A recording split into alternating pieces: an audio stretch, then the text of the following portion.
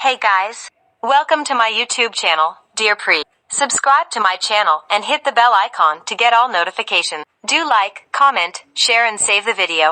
Hello students, आज की video में मैं आपको बताने जा रही हूँ कि एग्ज़ाम से 1 डे पहले हमें प्रिपरेशन कैसे करनी चाहिए। कई बार ऐसा होता है कि हम एग्ज़ाम के लिए कुछ दिन पहले पढ़ना चाहते हैं लेकिन किसी कारण से पढ़ नहीं पाते।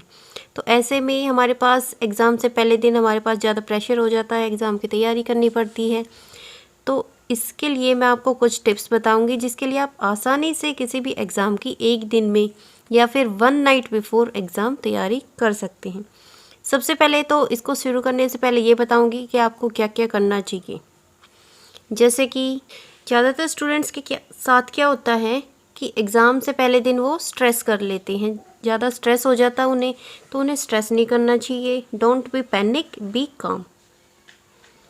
हमें स्ट्रेस नहीं लेना चाहिए, हमें आराम से काम करना चाहिए।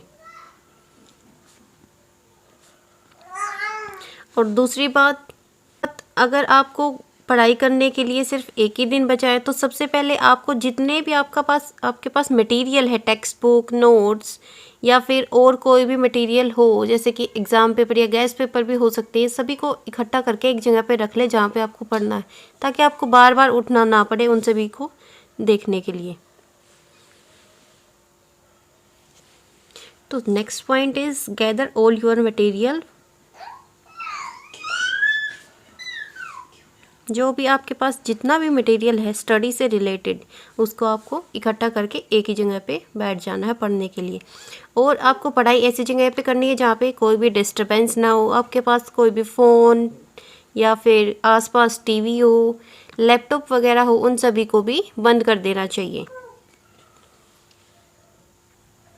तो अभी हम स्टडी के लिए अपने स्टेप्स को शुरू करते हैं। सबसे पहला स्टेप क्या होना चाहिए हमारा, make a list of important topics, terms, concepts and ideas।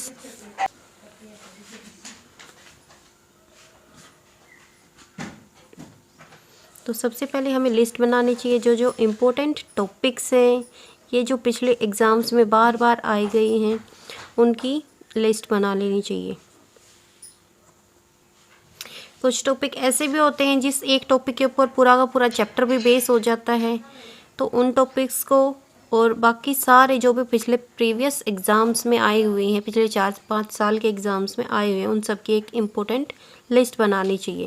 या फिर कोई टर्म्स आई हो जो बार बार पूछी गई हो या इम्पोर्टेंट हो, या फिर क्लास लेते वक्त आपको टीचर ने बताया हो कि ये एग्ज़ाम में आएगा 100%, तो ऐसे टॉपिक्स की हमें लिस्ट बना लेनी चाहिए सबसे पहले तो।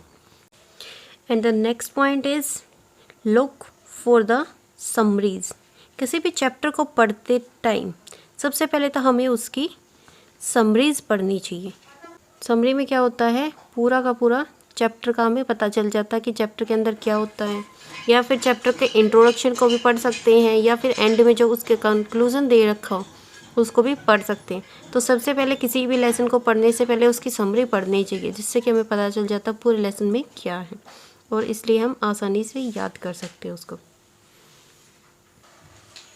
Next point is make short notes.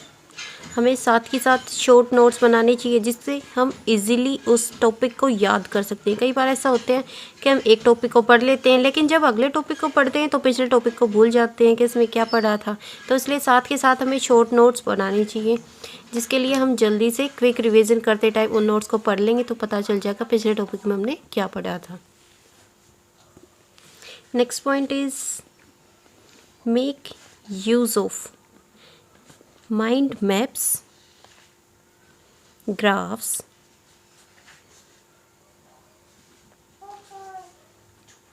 And visual images या फिर चार्ट्स।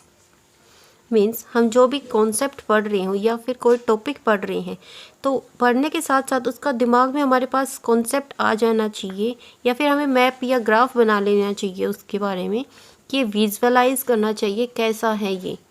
जैसे हम एक साइकिल पढ़ रहे हो कैसे भी, तो माइंड में हमें उसकी विजुअल पिक्चर होनी चाहिए, इसलिए हमें आसानी से पढ़ने में फ़ायदा होता है। तो हमें पढ़ते समय साथ साथ उसकी जो भी हम पढ़ रहे हैं उसकी विजुअल इमेज माइंड के अंदर बना लेनी चाहिए, जिससे पढ़ने में आसानी होती है। Next point is teach a friend. कुछ स्टूडेंट्स को क्या आदत होती है कि वो अगर किसी को समझाते हैं या किसी को कुछ बताते हैं तो उन्हें जल्दी से आसानी से याद हो जाता है। तो इसीलिए हमें किसी भी फ्रेंड को या फिर किसी और को क्या करना चाहिए, टॉपिक को समझा देना चाहिए एक बार पढ़ने के बाद। तो उससे क्या होगा, टॉपिक हमें भी समझ में आ जाएगा और याद भी हो जाएगा, जिससे हम उस टॉपिक को ईजिली नहीं भूलेंगे, वो हमारे दिमाग में लॉन्ग टाइम तक रहेगा। Next point is review.